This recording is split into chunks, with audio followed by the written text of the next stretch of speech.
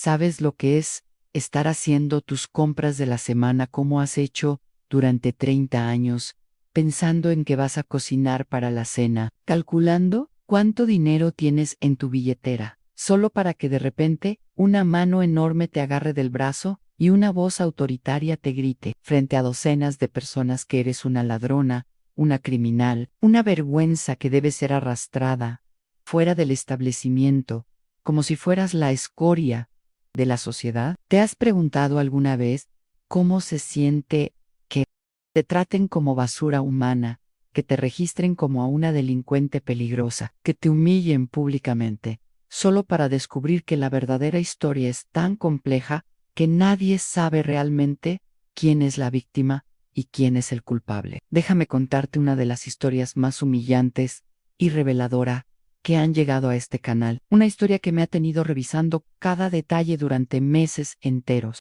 No solo por la degradación absoluta que viví durante esa tarde en el Supermax de la avenida principal, sino por la pregunta que me tortura cada noche. ¿Era yo realmente una anciana inocente que fue víctima de discriminación y prejuicios crueles? ¿O había algo en mi comportamiento, algo en mi forma de actuar ese día, que había despertado sospechas legítimas que yo misma había contribuido a crear sin darme cuenta? Mi nombre es Carmen Solís, tengo 76 años, y el día que el gerente del Supermax se puso de rodillas frente a mí para pedirme perdón, mientras toda la tienda observaba en silencio absoluto, no fue solo un momento de vindicación, sino también un momento de comprensión terrible sobre cuánto prejuicio, malentendimiento y crueldad pueden existir en una simple transacción de compras que se convierte en una pesadilla que expone las peores características de la naturaleza humana. Pero también fue el momento en que me di cuenta de que tal vez yo había estado ocultando, incluso de mí misma, comportamientos que podrían haber justificado al menos parte de las sospechas que habían llevado a mi humillación pública. Y esa tarde del 15 de octubre empezó como cualquier otra tarde de martes durante los últimos 5 años de mi viudez.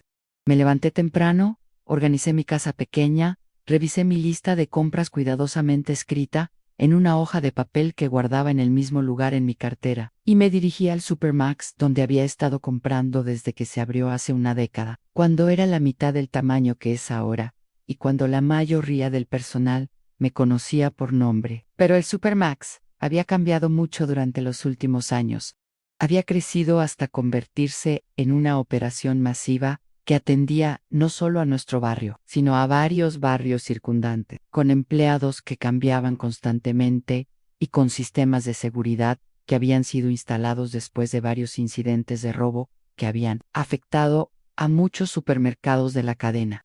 Ya no era el lugar familiar donde doña María me preguntaba por mi salud y donde el gerente anterior me conocía como la señora Carmen, que siempre paga en efectivo y siempre trae su propia bolsa de compras. Ahora era un lugar donde me sentía como una extraña, donde el personal nuevo me miraba con la desconfianza automática que parecían mostrar hacia cualquier persona que compraba sola, que se movía lentamente, que necesitaba tiempo extra para encontrar productos específicos o para contar su dinero en la caja. Era un lugar donde había empezado a sentir que mi presencia era tolerada en lugar de bienvenida, donde mi edad y mi forma de vestir parecían marcarme como alguien que requería supervisión extra en lugar de respeto. Esa tarde, mi lista de compras incluía los elementos usuales que compraba cada semana: leche, pan, huevos, algunas verduras frescas, carne molida para hacer guiso, los medicamentos de venta libre que necesitaba para mi artritis. Era una lista modesta que reflejaba un presupuesto modesto. Las necesidades simples de una mujer que vivía sola y que cocinaba comidas básicas para una persona. Nada fuera de lo común, nada que debería haber causado problemas o atraído atención especial. Pero mientras caminaba por los pasillos del supermercado esa tarde, empecé a notar algo que me hizo sentir incómoda de una manera que no podía identificar específicamente. Había un empleado de seguridad, un hombre joven, de unos 30 años llamado Miguel, que parecía estar siguiéndome de pasillo en pasillo, siempre manteniéndose a suficiente distancia para que no fuera obvio, pero siempre dentro de mi visión periférica, siempre observando mis movimientos con una atención que me parecía excesiva para una compradora regular, que estaba seleccionando productos de manera perfectamente normal. Al principio pensé que tal vez era coincidencia, que él estaba haciendo su trabajo rutinario de supervisar diferentes secciones del supermercado y que nuestra presencia simultánea en los mismos pasillos era simplemente mala suerte. Pero conforme pasaron los minutos, se volvió evidente que me estaba siguiendo específicamente, que había algo sobre mí o sobre mi comportamiento que había activado su sospecha profesional de una manera que me hizo sentir como si fuera una criminal potencial en lugar de una cliente legítima. Esa sensación de ser observada me hizo comportarme de manera menos natural de lo usual. Empecé a ser más consciente de cada movimiento que hacía, de cada producto que tocaba, de cada paso que daba. Esa autoconciencia me hizo moverme de manera más errática, probablemente de maneras que parecían aún más sospechosas para alguien que ya había decidido que yo representaba algún tipo de riesgo de seguridad. Cuando llegué a la sección de carnes, donde necesitaba comprar medio kilo de carne molida, el carnicero no estaba disponible inmediatamente y tuve que esperar varios minutos junto al mostrador. Durante esa espera, saqué mi lista de compras de mi cartera para verificar que no había olvidado nada. Revisé el dinero que tenía disponible para asegurarme de que podía pagar todo lo que tenía en mi carrito, y reorganicé algunos productos en mi carrito para hacer espacio para la carne que iba a comprar. Estos eran comportamientos completamente normales para cualquier comprador, especialmente para una persona mayor que necesita ser cuidadosa con su presupuesto y que quiere asegurarse de que no olvida nada importante. Pero me di cuenta de que Miguel, el guardia de seguridad, estaba observando cada uno de estos movimientos con una intensidad que me hizo entender que él interpretaba mis acciones normales como comportamiento sospechoso. Cuando finalmente conseguí la carne molida y me dirigí hacia las cajas para pagar, Miguel se acercó más de lo que había estado durante el resto de mi visita. Se posicionó cerca de la entrada de la área de cajas, obviamente para observar el proceso de pago, como si esperara que intentara salir del supermercado sin pagar por algunos de los productos en mi carrito. Esa vigilancia obvia me hizo sentir tan nerviosa que cuando llegué a la caja, mis manos temblaban ligeramente mientras sacaba mi dinero de la cartera. El proceso de pago, que normalmente habría sido simple y rápido, se volvió torpe porque estaba tan consciente de ser observada que me costó trabajo contar el dinero correctamente y entregar la cantidad exacta a la cajera. La cajera, una mujer joven que no había visto antes, me trató con una cortesía profesional pero fría que contrastaba con la familiaridad cálida que había caracterizado mis interacciones con el personal anterior del supermercado. Verificó cada producto meticulosamente, como si también tuviera sospechas sobre la legitimidad de mi compra, y me entregó mi recibo con una expresión que sugería que estaba cumpliendo con una obligación molesta en lugar de proporcionando servicio al cliente. Pensé que había completado mi compra exitosamente y que finalmente podría irme del supermercado sin más problemas. Puse mis productos en mi bolsa reutilizable, guardé mi recibo en mi cartera donde siempre lo guardaba y me dirigí hacia la salida con el alivio de alguien que había navegado una situación incómoda, pero que finalmente había terminado. Pero fue cuando estaba a 5 pasos de la puerta de salida que mi vida cambió de manera que aún me causa pesadillas.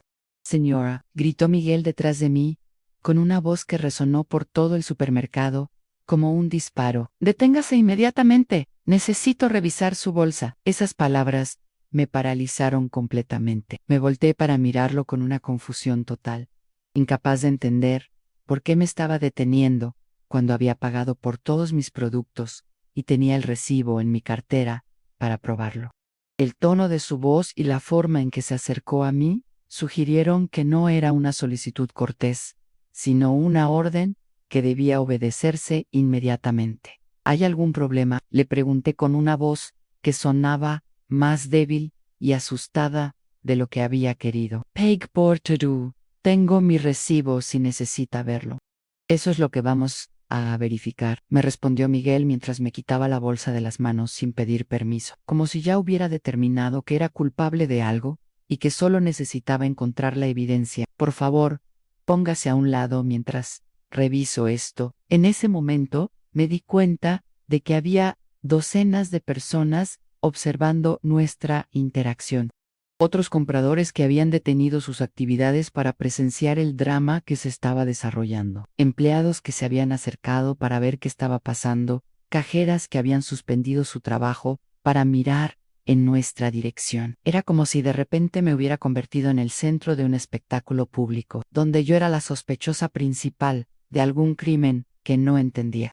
Miguel empezó a sacar cada producto de mi bolsa, colocándolos en una mesa pequeña cerca de la entrada, mientras consultaba algo en una hoja de papel. Su comportamiento sugería que estaba buscando algo específico, no simplemente verificando si había pagado por mis compras. Era como si tuviera información previa que lo había llevado a sospechar de mí antes de que siquiera llegara a la caja. ¿Dónde está el recibo para esto?, me preguntó mientras sostenía un frasco de vitaminas que había comprado.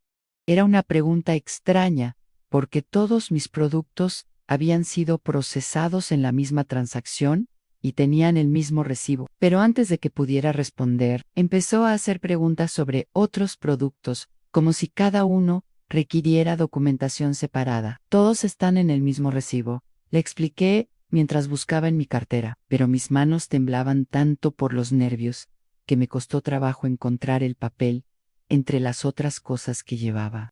Todo fue comprado junto, en la misma transacción, hace apenas 5 minutos, pero Miguel no parecía interesado en mi explicación. Había encontrado algo en mi bolsa que aparentemente confirmaba sus sospechas, aunque no podía entender qué podría ser, porque había pagado por todos mis productos y tenía documentación para probarlo. Señora, me dijo con una autoridad que me hizo entender que la situación estaba escalando de manera peligrosa. Va a tener que acompañarme a la oficina mientras el gerente revisa esta situación. Hay discrepancias que necesitamos resolver antes de que pueda irse. Esas palabras me aterrorizaron porque sugirieron que no era solo una verificación de rutina, sino que estaba siendo acusada formalmente de algo que podría tener consecuencias legales. La palabra discrepancias implicaba que había evidencia de wrongdoing que requería investigación oficial, no simplemente un malentendido que podía ser resuelto rápidamente. Pero yo no hice nada malo. Protesté con una voz que sonaba desesperada incluso para mí. Peg Porteru, puedo mostrarle mi recibo, puedo explicar todo lo que hay en mi bolsa. Eso es lo que vamos a verificar, me respondió Miguel mientras me dirigía hacia la parte trasera del supermercado, seguidos por las miradas de todos los presentes. Caminar hacia esa oficina bajo la supervisión de un guardia de seguridad, con docenas de personas observando como si fuera una criminal. Fue una de las experiencias más humillantes de mis 76 años de vida. La oficina del gerente era un espacio pequeño y claustrofóbico, lleno de monitores de seguridad, archivos, y el tipo de atmósfera intimidante que está diseñada para hacer que las personas se sientan pequeñas e indefensas. Miguel me hizo sentarme en una silla frente al escritorio del gerente, mientras él permanecía de pie cerca de la puerta, como si fuera necesario prevenir que escapara. Cuando el gerente llegó a la oficina 5 minutos después, era un hombre de unos 40 años con una expresión que combinaba autoridad comercial con disgusto personal. Se presentó como señor Rodríguez, pero no me ofreció ninguna de las cortesías básicas que normalmente acompañan las introducciones entre adultos. Era evidente que ya había decidido que yo era culpable de algo y que su trabajo era determinar exactamente de qué me había pillado, no investigar si realmente había hecho algo malo. Señora Solís, me dijo después de consultar algunos papeles, tenemos evidencia de que usted tomó productos de nuestras estanterías sin pagarlos. ¿Quiere explicar eso antes de que llamemos a la policía. Esas palabras me golpearon como un balde de agua helada. Video, evidencia, sonaba oficial, legal, como algo que podría ser usado en corte contra mí. La mención de llamar a la policía me hizo entender que esto había pasado, de ser un malentendido a ser una acusación criminal, que podría arruinar mi reputación y posiblemente resultar en mi arresto. Señor Rodríguez, le dije con toda la dignidad que pude reunir a pesar de mi terror. Debe haber algún error. Yo pagué por todos mis productos. Tengo mi recibo aquí mismo. Puedo mostrarle exactamente cuánto gasté y en qué productos. El recibo solo muestra lo que pasó por la caja. Me respondió como si fuera una criminal experimentada que conocía todos los trucos para engañar el sistema. No muestra lo que pudo haber tomado de las estanterías antes de llegar a la caja. Y nuestros videos muestran claramente que usted tomó productos que no aparecen en ese recibo. Esa acusación me confundió completamente porque sabía con certeza absoluta que no había tomado nada que no hubiera pagado.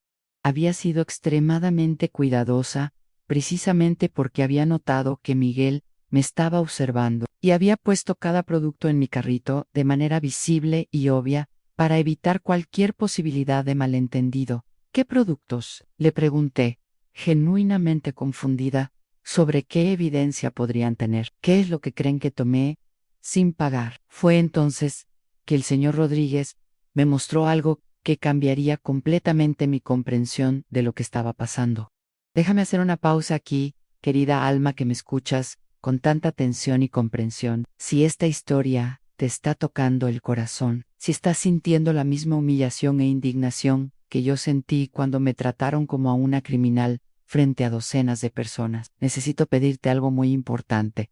¿Puedes ver ese botón negro que dice suscribirse ahí en tu pantalla? Me harías enormemente feliz si lo aprietas. Es súper fácil. Solo tienes que tocarlo una vez y ya está. También, si puedes, dale me gusta al video, ese dedito hacia arriba que debe estar visible por ahí cerca. Te lo pido de todo corazón. Como una abuela le pide un favor a su nieta más querida. Porque estas historias que comparto contigo no son solo entretenimiento, son testimonios reales de cómo las personas mayores pueden ser víctimas de prejuicios y discriminación sistemática. Son denuncias sobre cómo la dignidad humana puede ser destruida por sospechas infundadas y autoridad mal utilizada. Cada suscripción, cada me gusta, es una forma de asegurar que más personas escuchen estas verdades que necesitan ser contadas, estas experiencias que pueden proteger a otras abuelas de ser víctimas de la misma humillación degradante. Y te pido también que te prepares emocionalmente para lo que viene a continuación, porque cuando el señor Rodríguez me mostró lo que creía que era evidencia de mi culpabilidad, y cuando finalmente revisaron las cámaras de seguridad de manera completa, lo que descubrimos va a chocar tu corazón de una manera que no te vas a poder imaginar. Va a hacerte entender por qué su disculpa final fue tan dramática, pero también por qué me quedé con preguntas sobre mi propio comportamiento que no he podido responder hasta el día de hoy. El señor Rodríguez sacó una bolsa plástica pequeña de su escritorio y la puso frente a mí con el tipo de ceremonia que usan los detectives en las películas cuando presentan evidencia crucial en un caso criminal. Dentro de la bolsa había un chocolate pequeño, uno de esos chocolates baratos que venden cerca de las cajas, el tipo de producto que cuesta menos de $1 y que muchas personas compran impulsivamente mientras esperan en la fila. Este chocolate fue encontrado en su bolsa de compras, me dijo el señor Rodríguez, como si hubiera descubierto evidencia de un crimen mayor. No aparece en su recibo, lo que significa que lo tomó de nuestras estanterías sin pagarlo. Eso constituye robo, sin importar cuán pequeño sea el valor del producto. Me quedé mirando ese chocolate con una confusión total que debe haber sido evidente en mi expresión. Era verdad que no había pagado por ese chocolate, pero también era verdad que no recordaba haberlo tomado conscientemente. ¿Era posible que lo hubiera tomado sin darme cuenta? Había estado tan nerviosa por la vigilancia de Miguel, que había hecho algo automáticamente sin procesar mentalmente lo que estaba haciendo. Yo no recuerdo haber tomado ese chocolate, le dije, honestamente, aunque sabía que esa respuesta sonaba exactamente como lo que diría alguien que hubiera sido pillada robando y que estuviera tratando de inventar una excusa. Es posible que lo haya tomado sin darme cuenta por o sí hizo sí. Estoy dispuesta a pagarlo ahora mismo. No tenía intención de salir de aquí sin pagar por nada. La intención no es relevante, me respondió el señor Rodríguez con la frialdad de alguien que había decidido que yo era culpable y que no estaba interesado en explicaciones o disculpas. El hecho es que salió de nuestras estanterías y estaba en su bolsa sin haber sido pagado. Eso es robo según la ley. Independientemente de si fue accidental o intencional, esa declaración me hizo entender que estaba en problemas serios que no podrían ser resueltos simplemente ofreciendo pagar por el producto. El señor Rodríguez había decidido tratarme como una criminal y parecía determinado a seguir procedimientos que podrían incluir llamar a la policía, presentar cargos, crear un registro criminal que me seguiría por el resto de mi vida. Por favor, le supliqué con una desesperación que me avergüenza recordar. Soy una cliente regular de este supermercado, nunca he tenido problemas antes, nunca he tomado nada que no haya pagado. Si tomé ese chocolate sin darme cuenta, fue un error honesto, no un intento deliberado de robar. ¿No podemos resolver esto sin involucrar a la policía? Nuestras políticas son muy claras sobre robo, me respondió como si estuviera recitando un manual que había memorizado. No importa si es la primera vez o si dice que fue un accidente, no podemos hacer excepciones, porque eso enviaría el mensaje equivocado a otros clientes potenciales, que podrían estar considerando robar de nuestro establecimiento. Durante los siguientes 30 minutos, permanecí sentada en esa oficina, mientras el señor Rodríguez completaba papeles, y Miguel permanecía cerca de la puerta como si fuera necesario asegurar que no escapara. Era una experiencia surreal, ser tratada como una criminal peligrosa por un chocolate que costaba 60 centavos, ser procesada a través del mismo sistema que usarían para alguien que hubiera robado cientos de dólares en productos. Pero lo que más me dolía no era el proceso administrativo, sino la forma en que estaba siendo tratada como ser humano.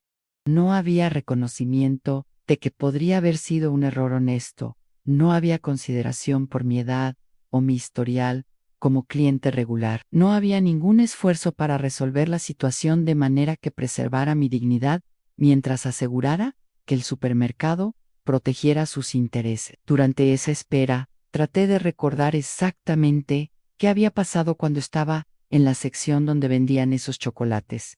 Había estado esperando en la fila para pagar, había estado nerviosa por la vigilancia obvia de Miguel, había estado reorganizando productos en mi carrito. Era posible que durante esa reorganización había tomado un chocolate de un display cercano, sin procesar conscientemente lo que estaba haciendo. Cuanto más pensaba sobre esa posibilidad, más plausible me parecía. Cuando las personas están estresadas o nerviosas, especialmente las personas mayores, cuyos procesos cognitivos pueden estar afectados por la ansiedad, es posible hacer cosas automáticamente sin registrarlas conscientemente. Tal vez había visto el chocolate, había pensado vagamente sobre comprarlo, había comenzado el movimiento de tomarlo, y luego había sido distraída por algo más, sin completar el proceso mental de decidir comprarlo. Pero incluso si esa explicación era correcta, no cambiaba el hecho de que el chocolate había estado en mi bolsa sin haber sido pagado. Y según las reglas del supermercado, eso constituía robo, independientemente de mis intenciones o mi estado mental cuando había ocurrido. Fue durante esa reflexión dolorosa que el señor Rodríguez recibió una llamada telefónica que cambiaría completamente el curso de toda la situación. ¿Qué? Lo escuché decir con una sorpresa evidente en su voz. ¿Estás seguro de eso? ¿Verificaste las cámaras de toda la secuencia? La conversación continuó durante varios minutos, con el señor Rodríguez haciendo preguntas cada vez más específicas sobre lo que alguien había encontrado en las grabaciones de video. Su expresión cambió gradualmente de autoridad confiada a confusión y finalmente a algo que parecía preocupación genuina. Señora Solís, me dijo después de colgar el teléfono, necesito pedirle que espere unos minutos más mientras verificamos algunas cosas en nuestro sistema de video. Puede ser que haya complicaciones en esta situación que necesitamos entender mejor. Esas palabras me dieron esperanza por primera vez desde que había comenzado esta pesadilla. Complicaciones sugería que tal vez había evidencia que contradecía la narrativa simple de que yo había robado deliberadamente. Tal vez las cámaras mostraban algo que explicaba cómo el chocolate había llegado a mi bolsa, de manera que no constituía robo intencional. Durante los siguientes 20 minutos, el señor Rodríguez y Miguel revisaron grabaciones de video en múltiples monitores, consultando diferentes ángulos y diferentes periodos de tiempo. Pude escuchar fragmentos de sus conversaciones que sugerían que habían encontrado algo inesperado, algo que no encajaba con sus suposiciones iniciales sobre lo que había pasado. ¿Ves eso? Escuché que Miguel le decía al señor Rodríguez mientras señalaba algo en una pantalla. Ahí es donde ella pone el chocolate en el carrito. Pero mira lo que pasa después. Y ahí está cuando se cae, respondió el señor Rodríguez. Se cayó del carrito y ella ni siquiera se dio cuenta. Esas palabras me hicieron entender que las cámaras habían revelado algo que ninguno de nosotros había considerado, que el chocolate no había sido tomado intencionalmente, sino que había caído accidentalmente en mi bolsa de una manera que yo no había notado. Era una explicación que absolvía tanto mi intención como mi conciencia del acto, pero que también revelaba cuán precipitadamente habían sido hechas las acusaciones originales contra mí. Finalmente, el señor Rodríguez se volvió hacia mí, con una expresión que había cambiado completamente desde el comienzo de nuestro encuentro. Señora Solís, me dijo con una voz que sonaba profundamente incómoda, hemos revisado todas las grabaciones de su visita de hoy, y tengo que disculparme por el malentendido que ha ocurrido. Las cámaras muestran claramente que usted no tomó ese chocolate intencionalmente. Lo que pasó fue que mientras reorganizaba productos en su carrito cerca de la caja, el chocolate se cayó de un display y aterrizó en su bolsa abierta sin que usted se diera cuenta. Esas palabras me dieron un alivio tan intenso que casi me puse a llorar ahí mismo, en la oficina. No solo había sido vindicada de las acusaciones de robo, sino que había una explicación completamente inocente para todo lo que había pasado. No había sido mi nerviosismo, no había sido mi confusión, no había sido ningún comportamiento sospechoso de mi parte. Había sido un accidente completamente aleatorio que nadie podría haber predicho o prevenido. Pero eso no excusa la forma en que usted fue tratada, continuó el señor Rodríguez. Y por primera vez desde que había comenzado esta experiencia, escuché algo parecido a remordimiento genuino en su voz. Deberíamos haber revisado las cámaras completamente antes de acusarla de robo. Deberíamos haber considerado explicaciones alternativas antes de asumir que había intención criminal. Y definitivamente, no deberíamos haberla humillado públicamente sin tener evidencia conclusiva de nada. Esa disculpa era lo que había estado esperando durante las últimas 2 horas, pero también me hizo darme cuenta de cuánto daño ya había sido hecho por las acusaciones prematuras. Docenas de personas me habían visto siendo tratada como una criminal, caminando hacia esa oficina bajo la supervisión de un guardia de seguridad, siendo procesada como si fuera una ladrona común. ¿Cómo podría alguna disculpa deshacer esa humillación pública? Entiendo que esto ha sido una experiencia muy angustiante para usted, continuó el señor Rodríguez, y quiero hacer algo para compensar por el error que hemos cometido. ¿Hay algo que podamos hacer para remediar esta situación? Era una oferta genuina, pero también una que me hacía confrontar una pregunta complicada. ¿Qué tipo de compensación podría ser apropiada para la humillación que había experimentado? ¿Dinero? ¿Una disculpa pública? ¿Cambios en las políticas del supermercado para prevenir que otros clientes experimentaran lo mismo? Lo que más quiero, le respondí después de considerar sus palabras, es que esto no le pase a nadie más. Que no acusen a otros clientes de robo sin revisar completamente la evidencia. Primero, que no humillen a personas mayores públicamente basándose en sospechas que pueden estar completamente equivocadas. El señor Rodríguez asintió con la cabeza, como si entendiera la importancia de lo que le estaba pidiendo. Tiene razón, me dijo. Vamos a revisar nuestros procedimientos de seguridad para asegurar que verificamos la evidencia de video antes de confrontar a clientes con acusaciones de robo. Y también voy a hablar con el personal sobre la importancia de tratar a todos los clientes con respeto, especialmente cuando están investigando posibles problemas. Esas promesas eran satisfactorias, pero sabía que el verdadero test sería si realmente implementarían cambios o si simplemente estaban diciendo lo que pensaban que quería escuchar para evitar problemas legales o de relaciones públicas. Fue cuando estaba preparándome para irme de esa oficina que el señor Rodríguez hizo algo que no había esperado. Señora Solís, me dijo mientras se levantaba de su escritorio, hay algo más que necesito hacer, algo que debería hacer públicamente para compensar por la forma en que fue tratada públicamente. Antes de que pudiera preguntar qué quería decir, me pidió que lo acompañara de vuelta al área principal del supermercado. Cuando salimos de la oficina, pude ver que había incluso más gente comprando que cuando había sido llevada allí, lo que significaba que cualquier cosa que estuviera planeando hacer sería presenciada por docenas de personas. El señor Rodríguez se dirigió hacia el centro del área de cajas, donde había más tráfico de clientes, y pidió la atención de todos los presentes. Disculpen la interrupción, anunció con una voz lo suficientemente alta para que todos pudieran escucharlo, pero necesito hacer una disculpa pública. Lo que siguió fue algo que nunca había visto en mis 76 años de vida. Un gerente de supermercado literalmente poniéndose de rodillas en el piso público para disculparse con una cliente que había sido falsamente acusada. Esta señora, la señora Carmen Solís, fue acusada incorrectamente de robo en nuestro establecimiento hoy, dijo mientras se arrodillaba frente a mí, con docenas de personas observando en silencio absoluto. Nuestras cámaras de seguridad han confirmado que ella no hizo absolutamente nada malo y que las acusaciones contra ella fueron completamente infundadas.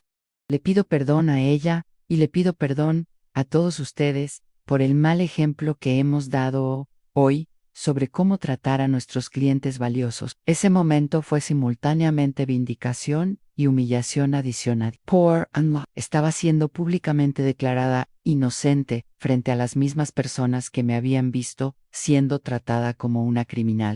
Por otro lado, la dramática naturaleza de la disculpa hacía que toda la situación pareciera aún más espectacular, convirtiendo mi experiencia privada de humillación en un drama público que probablemente sería recordado y discutido durante semanas. Pero había algo más sobre ese momento que me perturbaba de maneras que no pude identificar completamente hasta mucho después.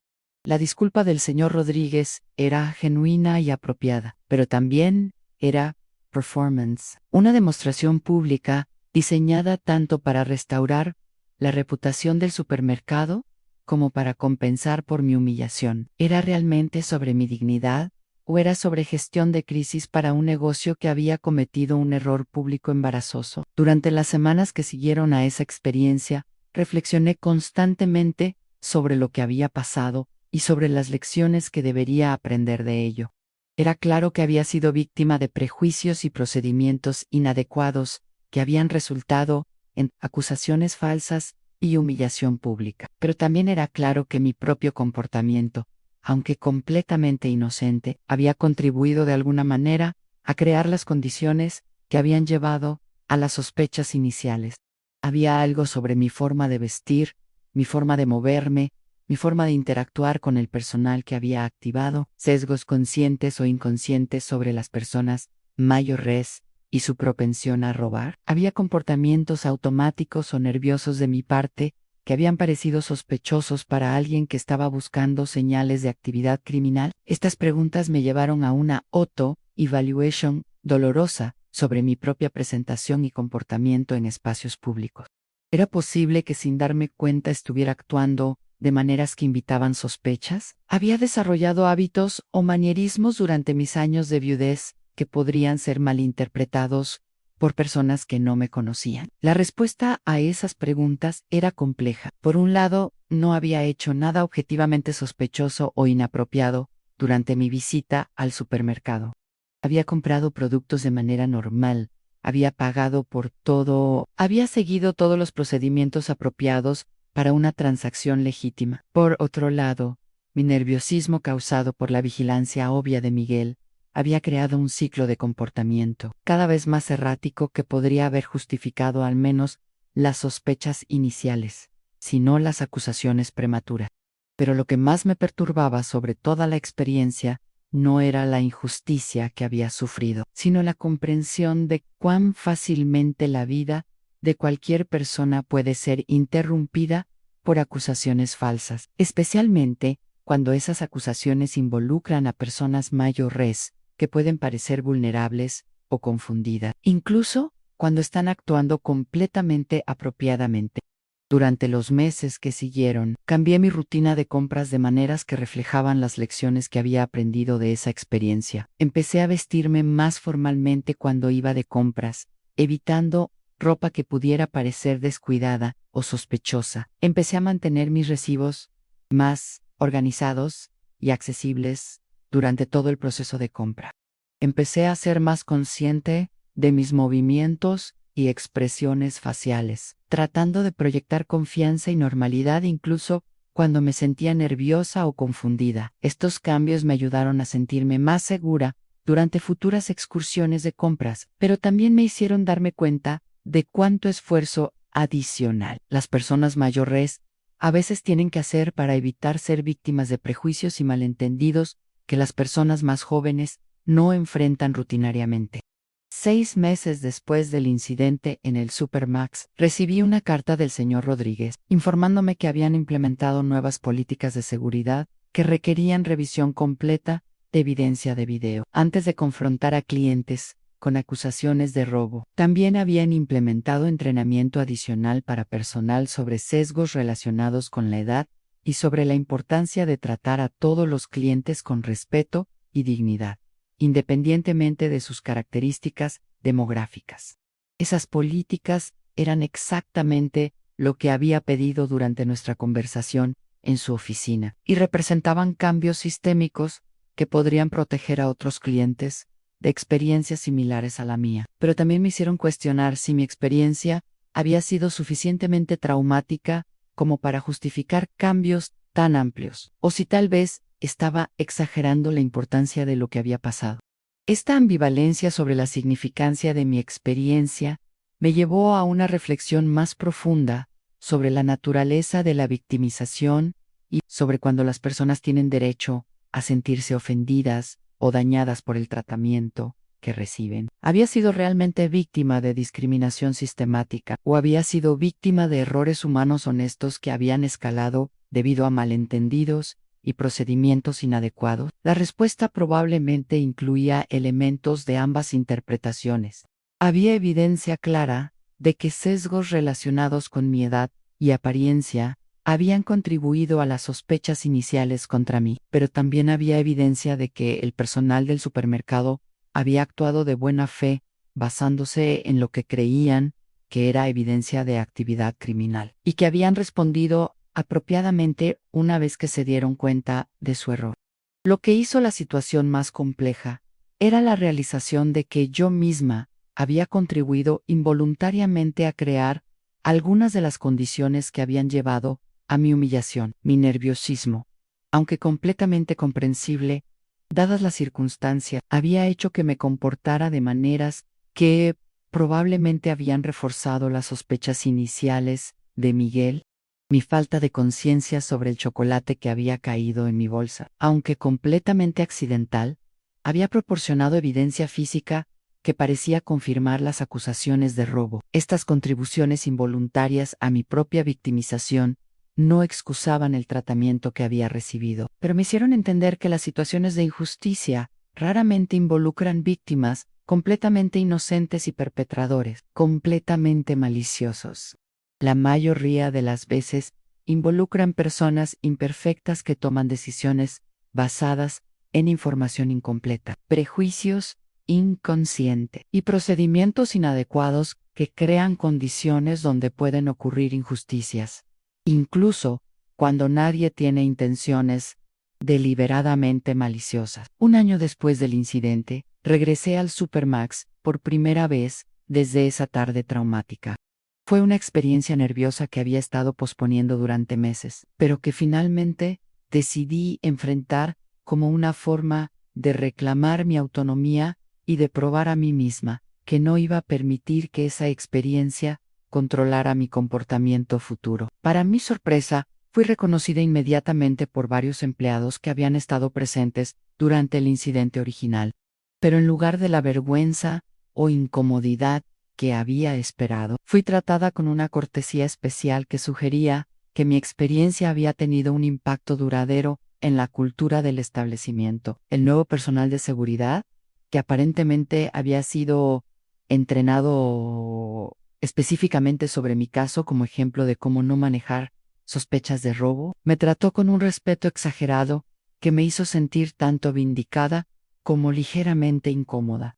Era claro que habían sido instruidos para asegurar que mi experiencia de compras fuera positiva, pero esa atención especial también me hizo sentir como si fuera una celebridad menor por las razones equivocadas. Durante esa visita, no experimenté ninguno de los problemas que habían caracterizado mi experiencia anterior, pero también me di cuenta de que estaba hiperconsciente de cada movimiento que hacía, de cada producto que tocaba, de cada interacción que tenía con el personal.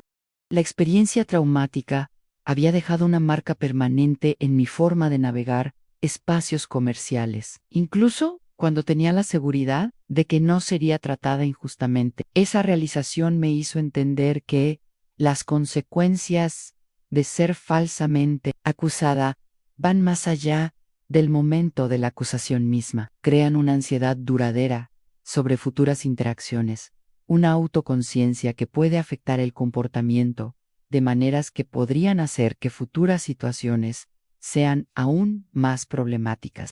Pero también me hizo entender que había desarrollado una resiliencia y una conciencia sobre mis derechos como consumidora que no había tenido antes de la experiencia. Sabía ahora qué tipos de tratamiento eran inaceptables. Sabía cómo exigir que me trataran con dignidad. Sabía cuáles eran mis opciones legales si enfrentara discriminación o acusaciones falsas en el futuro.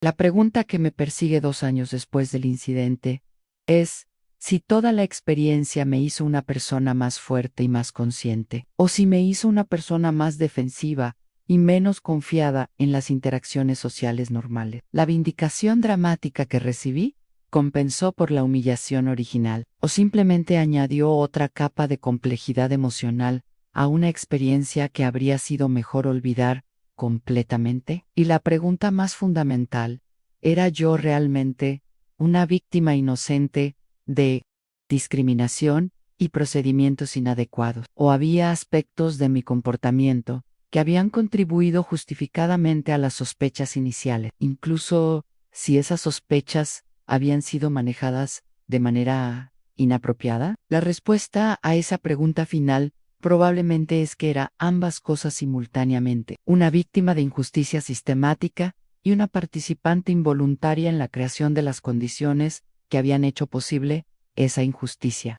Querida alma que me has acompañado hasta el final de esta confesión tan compleja, si esta historia te ha hecho reflexionar sobre la justicia, la dignidad, los prejuicios y las formas complicadas en que todos podemos ser simultáneamente víctimas y contribuyentes a las situaciones que experimentamos, te pido de todo corazón que hagas algo por mí. Dale me gusta a este video, aprieta ese dedito hacia arriba que ves ahí en tu pantalla y si puedes, suscríbete al canal. Aprieta ese botón negro que dice suscribirse. Es muy sencillo, solo tienes que tocarlo una vez y ya está. Te lo pido porque estas historias que comparto contigo no son solo entretenimiento, son testimonios reales de las complejidades de la experiencia humana. Son reflexiones sobre cómo la justicia y la injusticia pueden coexistir en la misma situación.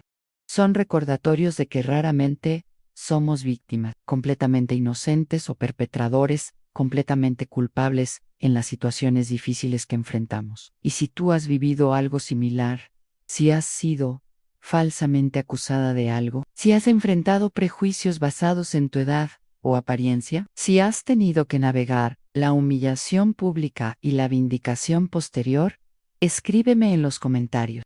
Cuéntame tu experiencia porque tal vez tu historia también necesita ser contada. Tal vez hay alguien más que necesita escucharla para entender que no estás sola en la complejidad de estos sentimientos. También quiero que me digas qué opinas sobre mi historia. ¿Crees que fui completamente víctima de discriminación injusta? ¿O piensas que mis acciones contribuyeron de alguna manera a las sospechas que llevaron a mi humillación? ¿Consideras que la disculpa pública del gerente fue apropiada y suficiente? ¿O crees que habría debido hacer algo más para compensar por el daño que me causaron? Porque esa es la pregunta que me sigue atormentando. ¿Era yo una anciana inocente que fue víctima de prejuicios crueles y procedimientos inadecuados? ¿O era yo una persona que, aunque técnicamente inocente, había actuado de maneras que justificaron al menos la atención inicial que recibí, incluso si esa atención fue manejada de forma completamente inapropiada? Tal vez la respuesta sea que la vida real raramente nos ofrece situaciones donde la culpabilidad y la inocencia están distribuidas de manera simple y clara. Tal vez la mayoría de las injusticias que experimentamos involucran múltiples perspectivas válidas, múltiples errores humanos, múltiples malentendidos que se combinan para crear resultados que nadie habría elegido deliberadamente. Lo que sí sé es que vivo cada día con una comprensión más profunda de cuán frágil puede ser la dignidad humana, cuán rápidamente las suposiciones pueden convertirse en acusaciones, cuán importante es tratar a todas las personas con respeto, incluso cuando tenemos dudas sobre sus intenciones o su comportamiento. Y también sé que aunque esa experiencia fue humillante y traumática, también me enseñó sobre mi propia capacidad de resistencia, sobre mis derechos como ser humano, sobre la importancia de exigir justicia, incluso cuando es más fácil simplemente aceptar el maltratamiento y seguir adelante. Todos los días te espero aquí, con nuevas historias que te van a desafiar a pensar sobre la justicia, la complejidad humana y las formas en que todos somos simultáneamente vulnerables a la injusticia y capaces de superarla cuando tenemos el coraje de defender nuestra dignidad. Hasta mañana, mi querida compañera de reflexiones sobre la justicia humana.